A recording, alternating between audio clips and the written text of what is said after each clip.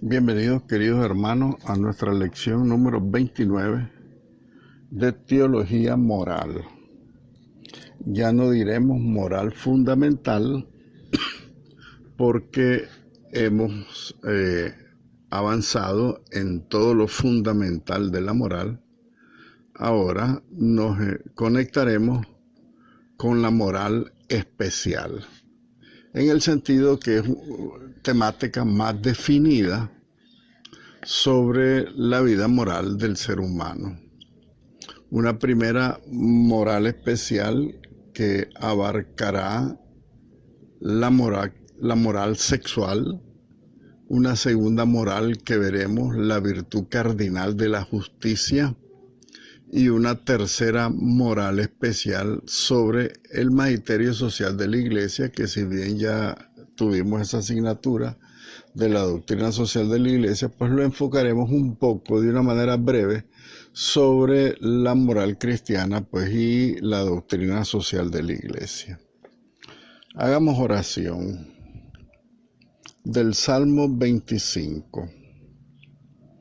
¿Quién es el hombre que honra al Señor? El Señor le indicará el camino a seguir. Vivirá feliz y su descendencia poseerá la tierra. El Señor da su confianza al que lo honra y le da a conocer su alianza.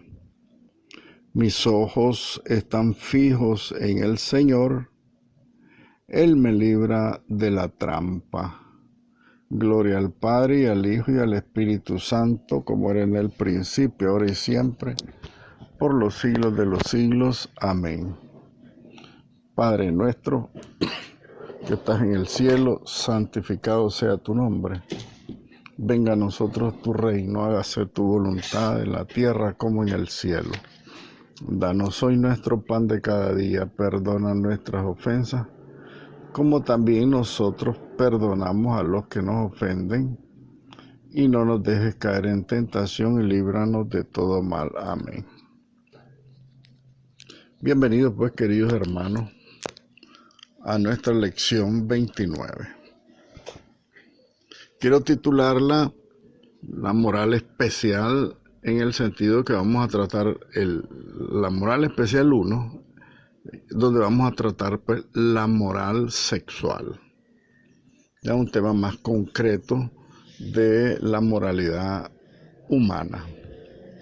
En esta primera moral especial, la moral sexual, el matrimonio, el cuidado de la vida, la bioética, la salud, dentro del cuidado de la vida, la legítima defensa, la tortura, los deportes incluso que atentan contra la vida, etc. Después, una segunda moral especial veremos, de una manera breve serán la moral especial 2 y 3, porque la virtud de la justicia pues ya la vimos. Vamos a ampliar en esta moral especial 3 la justicia, y en una moral final, una tercera moral especial, vamos a ver pues el magisterio social, como decíamos anteriormente, junto a la moral cristiana. Bien, lo primero que tendríamos que decir es un poco la bibliografía o las fuentes de la moral sexual católica, ¿verdad? La moral sexual católica tiene algunas fuentes del magisterio reciente de la Iglesia Católica. Vamos a leer el nombre. Los que quisieran conseguir estas encíclicas, yo creo que valdría la pena conseguirla y darles una ojeadita. La encíclica del Papa Pío XI, titulada Casti Connubii, del Papa Pablo VI, Humanae Vitae. La teología del cuerpo del Papa San Juan Pablo II, y también de San Juan Pablo II, Evangelium Vitae, el Evangelio de la Vida. de el cardenal Joseph Ratzinger, Donus Vitae, el don de la vida, y el catecismo de la Iglesia Católica, pues del año 1992, que hemos reflexionado ampliamente en él, pero también pues el catecismo enfoca la moral sexual católica. Bien, vamos a iniciar entonces el tema de la moral sexual, que es el tema que nos corresponde en esta primera moral especial 1. Veremos, como les repito, la sexualidad, la moral sexual en primer lugar, el significado de la sexualidad humana, la sexualidad a la luz de la revelación, o sea, de la Sagrada Escritura. Después veremos la castidad cristiana, la sexualidad y el matrimonio, la sexualidad fuera del matrimonio, que también es un antivalor, por supuesto que lo veremos de esa manera. La moral de la vida, que es otro tema amplísimo, el cuidado de la vida, la integridad natural del cuerpo humano, la esterilización de las mujeres y de los hombres, las intervenciones artificiales en la vida humana, o sea, la bioética, con la regulación de los nacimientos, la supresión de la vida, la eutanasia, el aborto, etc., la salud humana, la legítima defensa dentro de este marco de la protección de la vida, la tortura, la misma guerra y los deportes. Les decía también anteriormente que es un poco la temática que contiene pues esta moral sexual. Bien, vamos a arrancar entonces de una vez con un poco la definición de lo que es la moral sexual según pues el magisterio de la Iglesia.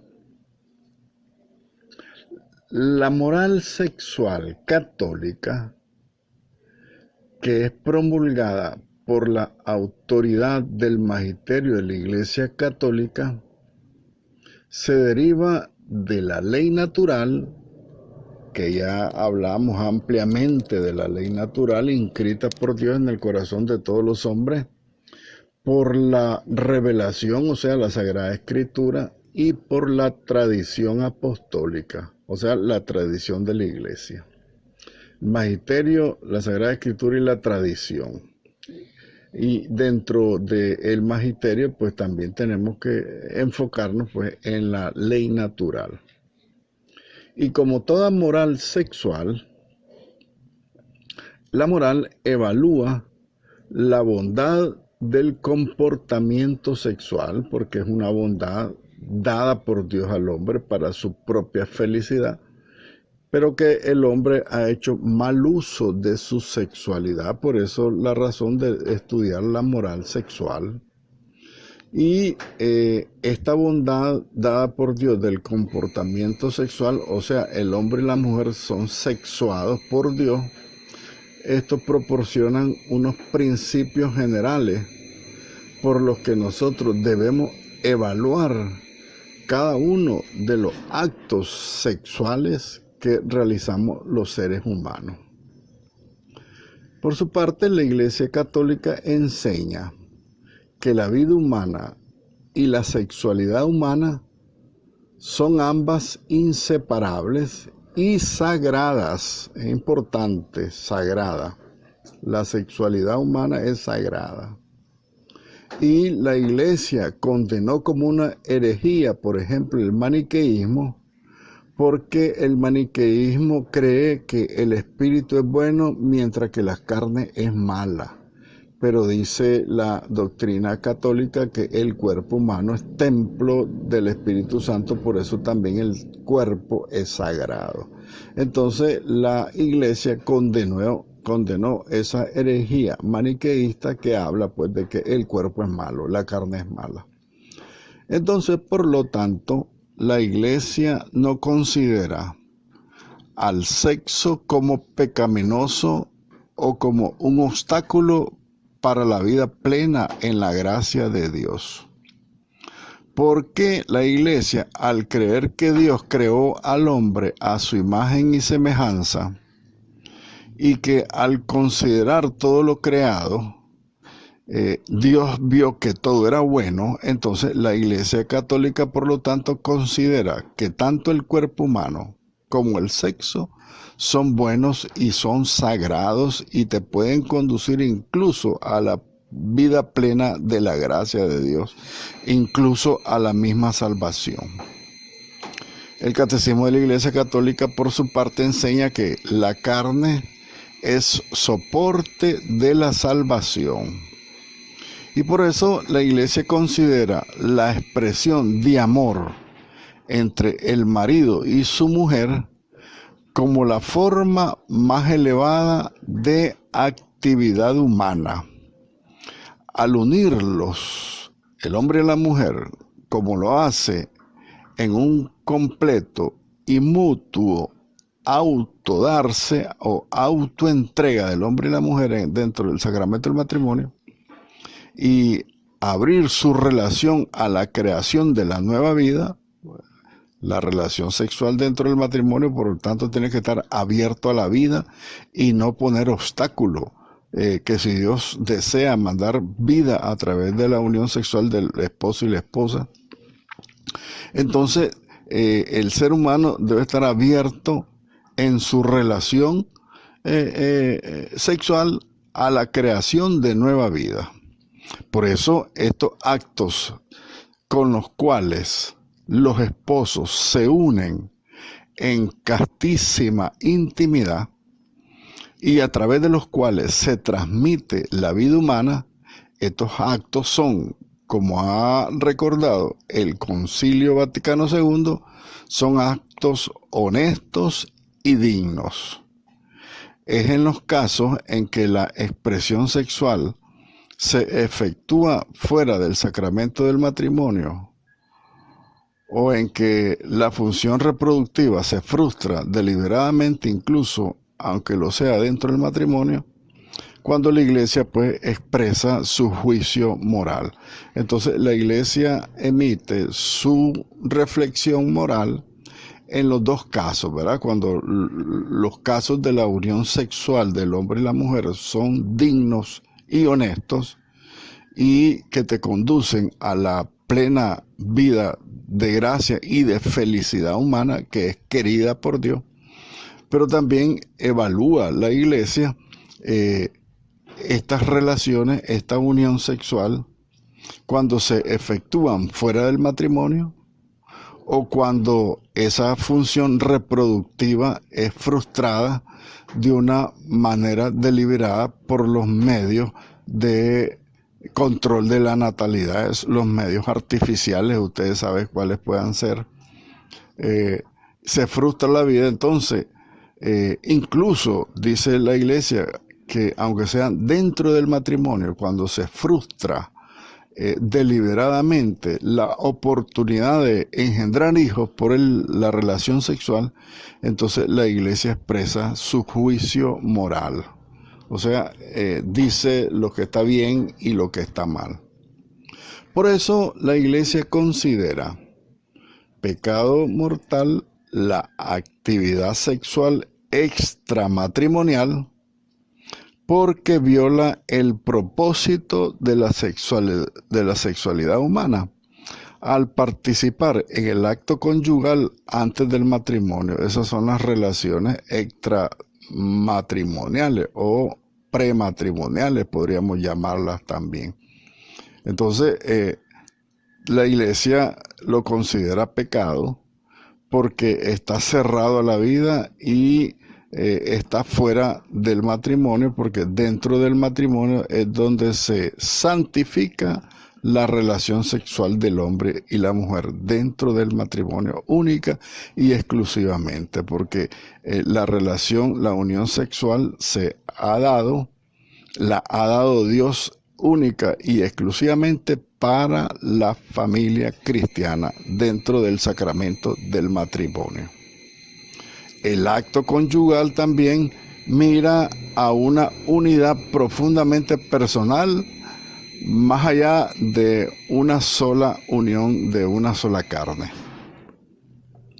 El acto conyugal, por eso, si bien es cierto, sirve para la comunión íntima del hombre y la mujer, que esto es la unión de una sola carne, también conduce a no tener más que un corazón y una sola alma, ¿verdad? Que cuando dice el sacramento del matrimonio, los dos son una sola y misma carne, significa no solamente la carne, sino que también significa la unión del corazón y del alma, porque el vínculo matrimonial del sacramento debe ser un signo del amor entre Dios y la humanidad.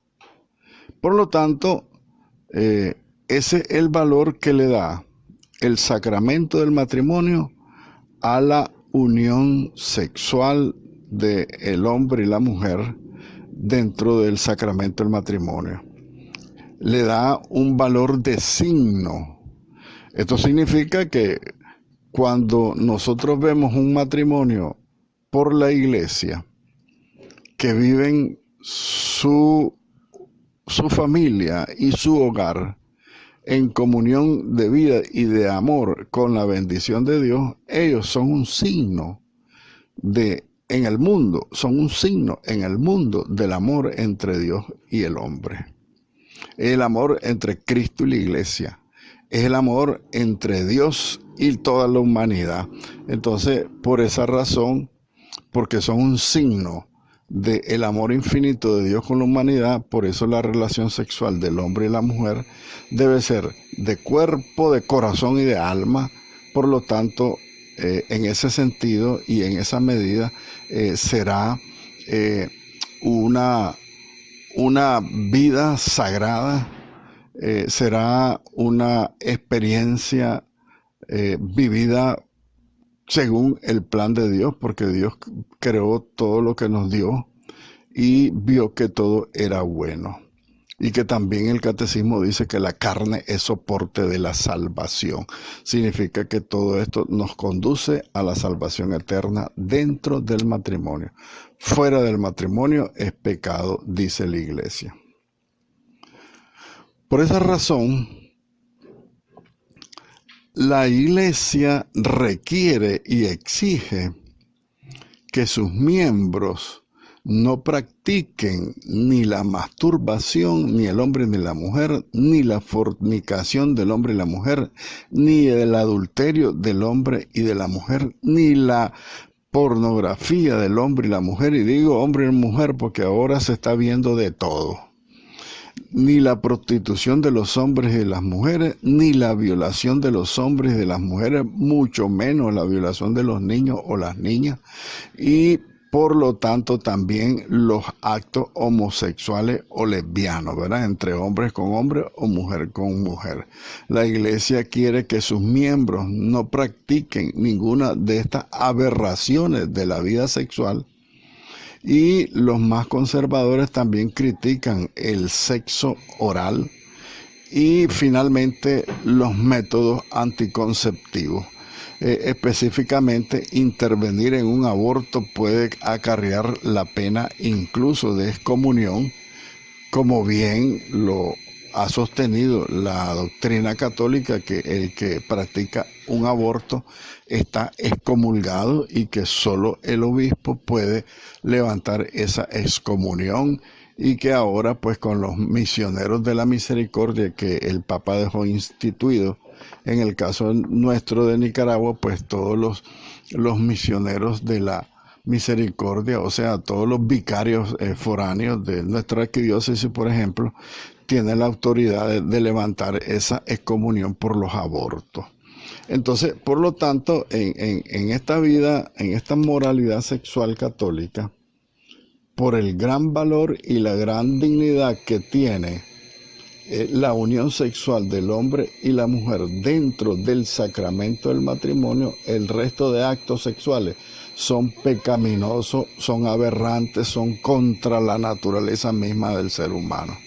la masturbación de hombres y mujeres, porque las mujeres se ha visto muchas cosas también. La fornicación, el adulterio, la pornografía, la prostitución, la violación de los niños y niñas, hombres y mujeres, los actos homosexuales, los actos de las lesbianas, todos esos son una cosa aberrante. Y en peor caso, en peor situación, son más aberrantes el sexo oral, dicen algunos teólogos, y por supuesto que también incluidos los métodos anticonceptivos, porque la metodología para la anticoncepción utiliza toda esta forma de mal llamada vida sexual, que más bien son aberraciones o actos contra la naturaleza humana que atentan pues contra la ley de Dios, contra la moralidad cristiana. Bien.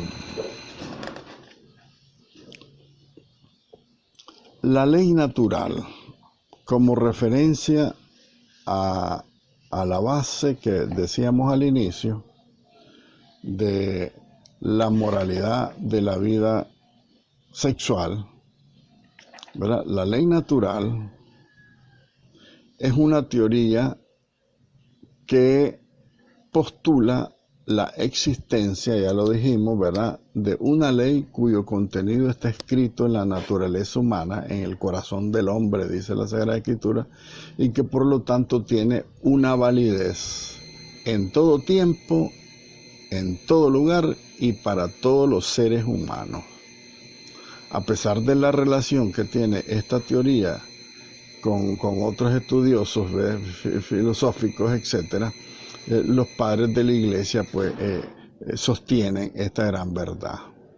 Dice Santo Tomás de Aquino: la criatura racional se encuentra sometida a la divina providencia de una manera muy superior a las demás criaturas que no son racionales, porque la criatura racional, o sea, el ser humano, participa de la providencia como tal, la providencia divina, y es providente para sí misma y para las demás cosas.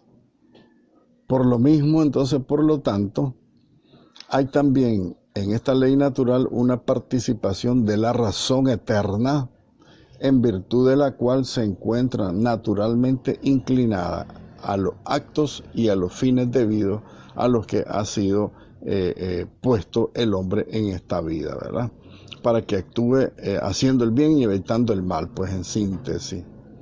Y esta participación de la ley eterna en la criatura racional es lo que nosotros llamamos pues la ley natural.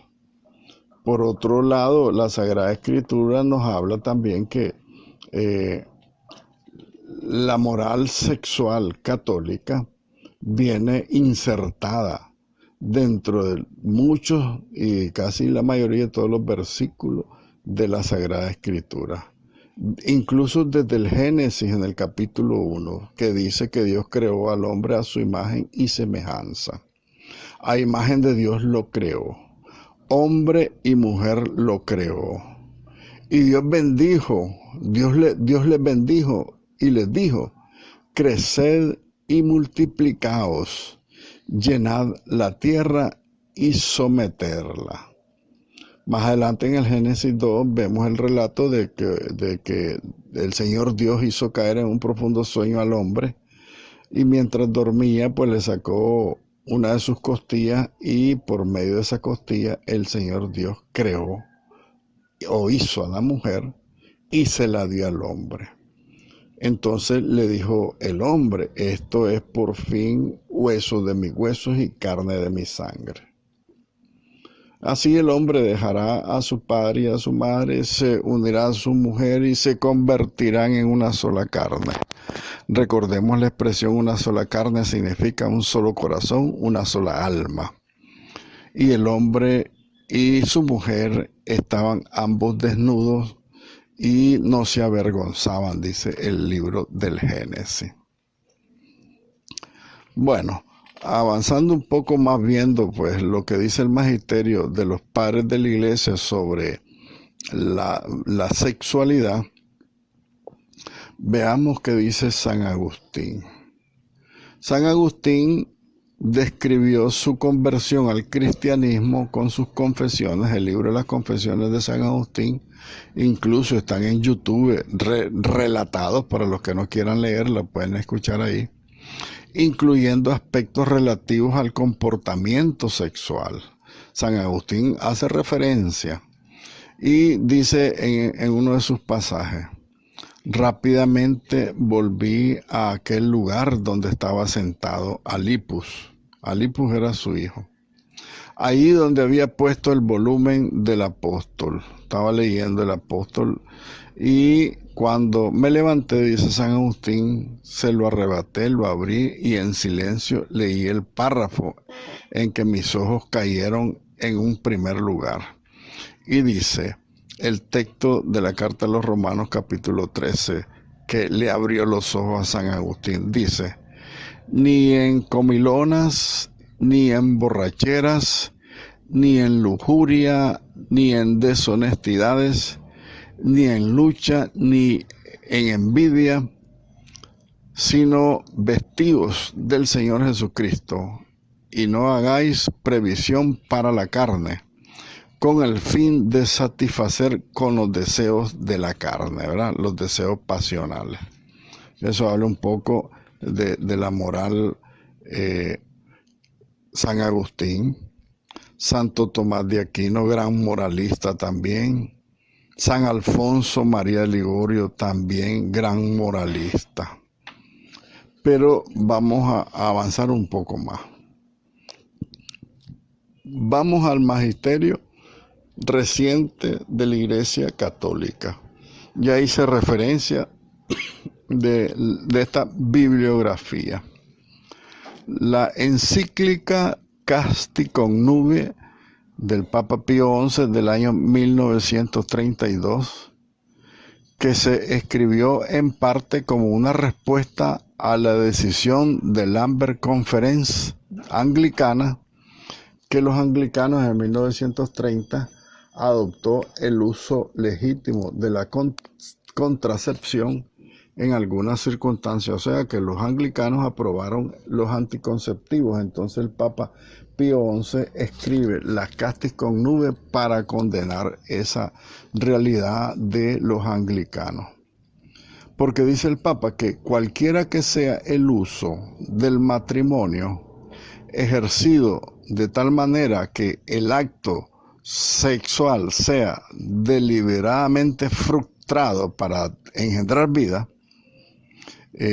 con ese poder que tiene el acto sexual, ese poder natural de engendrar vida, es una ofensa de esa ley aprobada por los anglicanos, dice, contra la ley de Dios y contra la naturaleza humana, y más aún contra la naturaleza misma y los fines mismos que tiene el sacramento del matrimonio.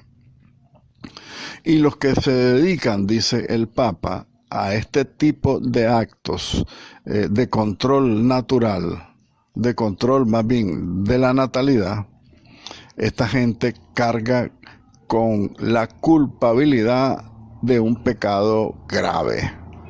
Eso dice Casti Connubii en primer lugar, pues en referencia a esta decisión de los anglicanos de aprobar de una manera legítima los anticonceptivos, pues. El Papa Pío XI lo condena. También el Papa Pablo VI. De una manera profética, Papa Pablo VI, porque ya se veía venir esa ola que tenemos encima, el mundo entero, la sociedad entera, sobre la legalización de los abortos en todo el mundo. El Papa Pablo VI en 1968 escribió la Humane Vitae, o sea, la vida humana. El Papa Juan Pablo II en su pontificado tiene varios temas.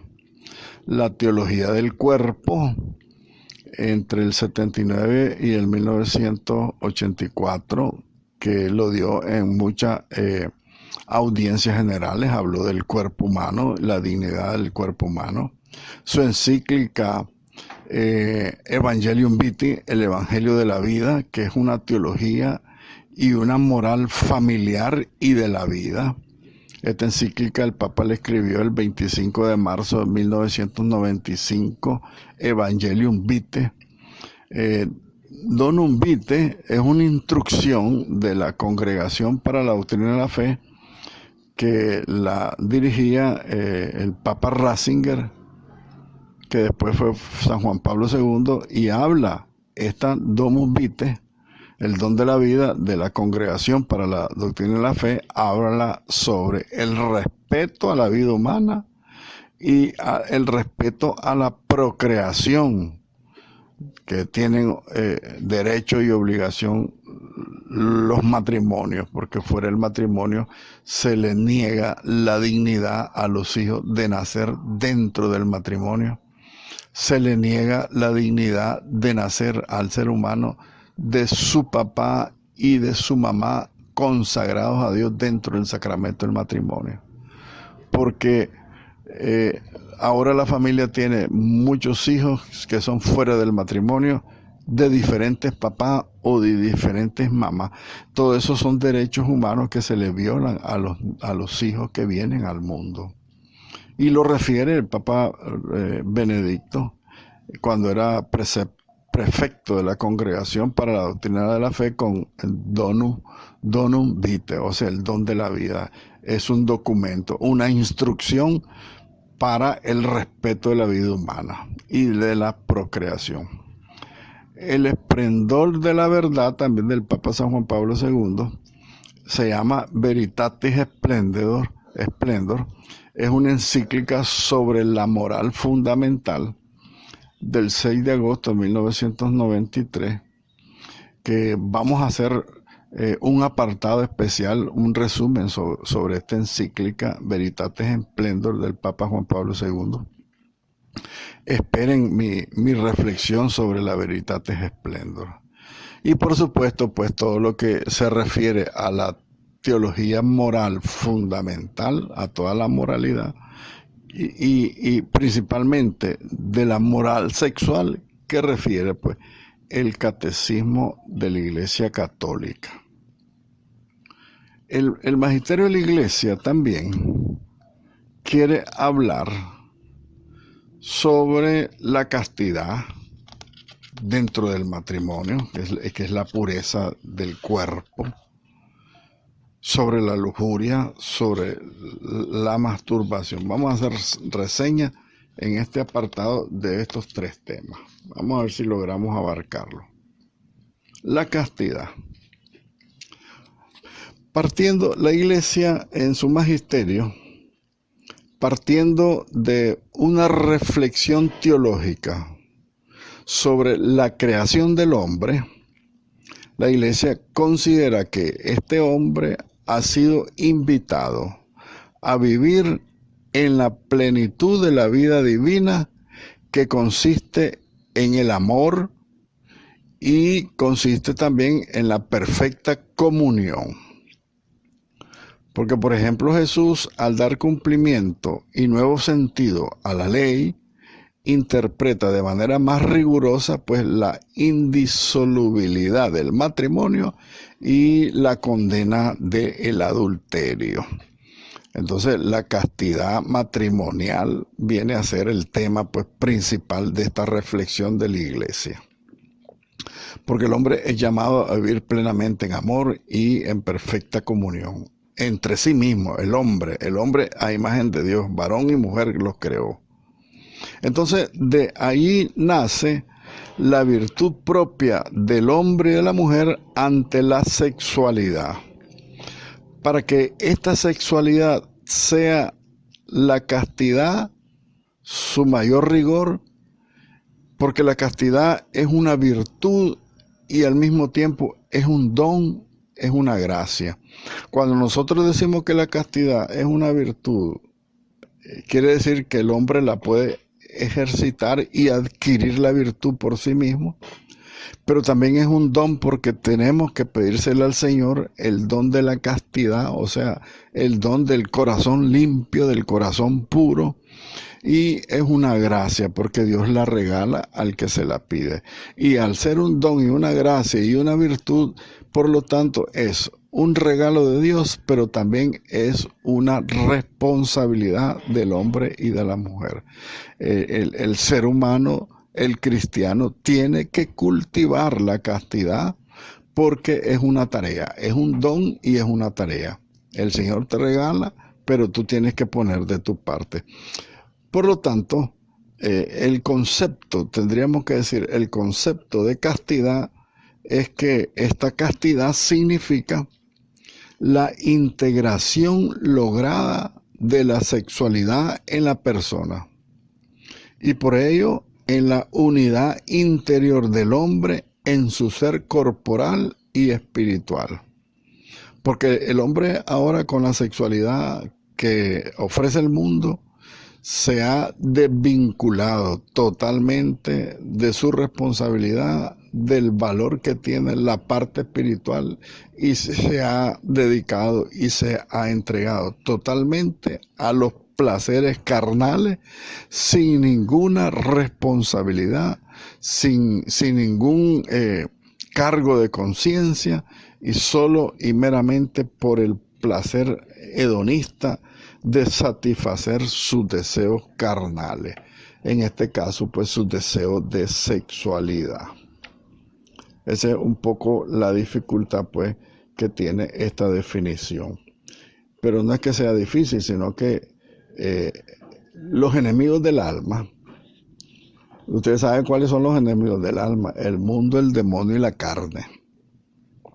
Entonces en este caso el mundo y la carne, el demonio no quiero dejarlo afuera porque él es el instigador, por supuesto, del pecado, pero el mundo te está envolviendo en una actividad pansensual o sexual, o sea que para todo es sexo, hasta para un anuncio de venta de carros te sale el sexo, el placer, el deseo, lo carnal, la satisfacción, sin ninguna responsabilidad.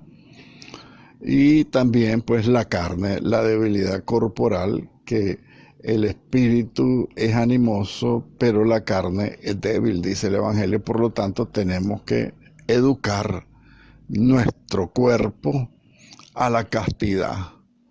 En el caso de la sexualidad, principalmente, tenemos que educarlo en la castidad.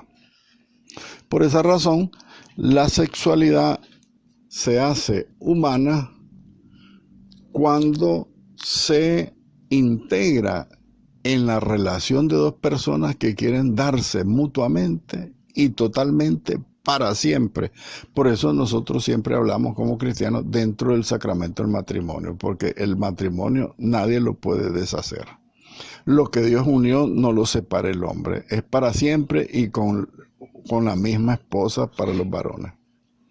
Así, por ejemplo, el aprendizaje del dominio de sí mismo es el mejor modo para vivir la castidad, dominarse a sí mismo. O sea, es una virtud cardinal, ¿verdad? La castidad, promoverse uno mismo, el dominio de sí mismo. Tomando en cuenta que por la propia dignidad del hombre y la mujer, no podemos actuar simplemente movidos por un impulso interno o una coacción, si acaso te obligan, pues, ¿verdad? Por ejemplo, en las violaciones el sexo es obligado, incluso bajo amenaza de muerte. Por eso no podemos actuar, entonces, simplemente movidos por una pasión interna, un deseo carnal, o porque te amenacen de muerte. Los medios que el Catecismo de la Iglesia Católica recuerda para la vivencia de la castidad son los siguientes: el conocimiento del propio cuerpo, una ascética adecuada a las propias circunstancias, o sea, una ascética significa la palabra ascética, un crecimiento espiritual adecuado a las propias circunstancias de la persona. También otro de los medios que el catecismo propone es la obediencia a los mandamientos de la ley de Dios, las prácticas de todas las virtudes morales, la oración frecuente. Entonces, el dominio propio que la castidad persigue está en función de la totalidad del don de sí mismo que la persona hace al otro en el sacramento del matrimonio. Por eso la castidad se debe practicar toda la vida, ejercitarla para hacerla una virtud cardinal y requiere especial atención en algunos periodos de la vida humana. Por ejemplo, en la juventud es un poco más difícil, ¿verdad?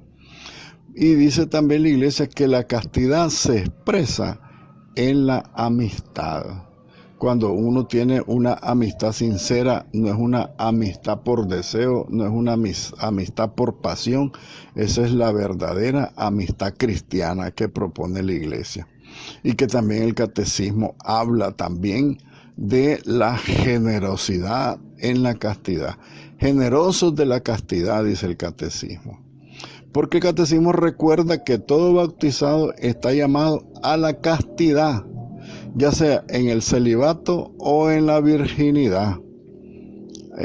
Aquí se reseña el sacerdocio, los religiosos, los consagrados, las religiosas, o sea también dentro del matrimonio. Entonces son tres vías, ¿verdad? El celibato para los hombres, la virginidad para la mujer o el sacramento del matrimonio.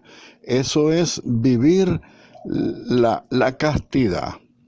La castidad por el reino de Dios es el celibato, renunciar a la familia, porque la castidad y el celibato no es una ley impositiva, sino que es una decisión voluntaria, renunciar a la vida sexual por el reino de Dios. Y eso es lo que hacen los sacerdotes y los vírgenes y las vírgenes, o sea, los religiosos y las religiosas, los consagrados y las consagradas. Pero también la castidad también se refuerza con el sacramento del matrimonio.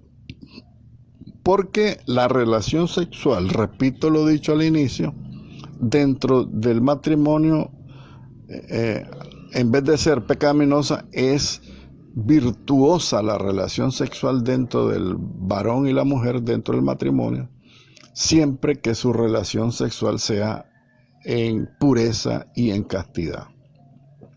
Esto quiere decir que dentro del matrimonio no se pueden hacer actos inmorales, aunque sean esposo y esposa. Porque de repente, yo sé que estamos hablando dentro de adultos, entre adultos, yo les quiero hacer referencia de palabras fuertes, pero que las sepamos entender, que el sexo dentro del matrimonio no puede existir, por ejemplo, el sexo oral, o la masturbación del esposo con la esposa, o la esposa que masturba al esposo. No se puede dar porque eso atenta contra la misma castidad del sacramento del matrimonio y de la misma sexualidad. Dios te salve María, llena eres de gracia, el Señor es contigo. Bendita tú eres entre todas las mujeres y bendito es el fruto de tu vientre Jesús. Santa María, Madre de Dios, ruega por nosotros pecadores, ahora y en la hora de nuestra muerte. Amén.